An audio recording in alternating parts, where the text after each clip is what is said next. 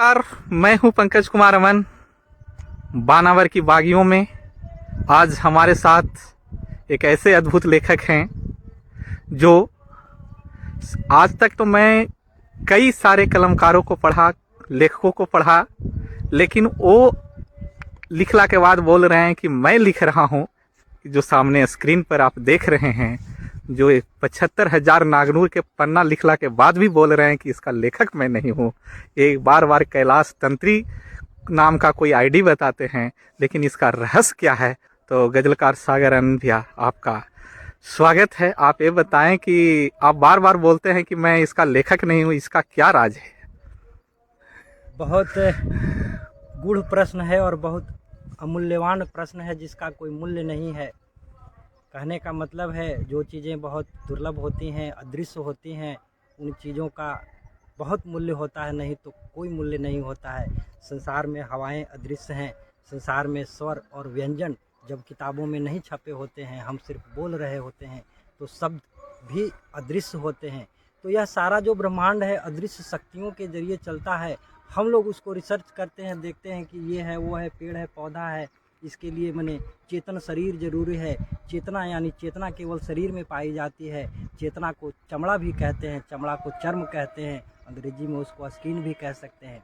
यानी जहाँ चर्म है, चमड़ा है, वहीं जीवन है। वो सब पे लागू होता है मानव के रूप में। कोई माने कॉकरोच हो या व्हाटेवर, बकरी हो, बैल हो, गाय हो, जो कुछ भी जीव इस संसार में है, जलचर से लेके थलचर से लेके सारे कुछ माने हैं, तो हवा के जरिए अपना जीवन यापन करते हैं और स्वर व्यंजन के जरिए इसका विश्लेषण करते हैं कि क्या चीज़ है। स्वर व्यंजन के जरिए हम लोग बात करते हैं कि भगवान क्या है, इंसान क्या है, विज्ञान क्या है। तो कहने का मतलब कैलाश तंत्री के बारे में आपने पूछा, तो यह नागनूर कथा के नायक हैं। और जब यह मैं मान लेता हूँ कि हमारी कलम पे को हमारे हाथ से छीन कर कैलाश तंत्री अपने उठा कर लिखने लगे, तो समझिए कि भगवान शंकर लिखने लगे।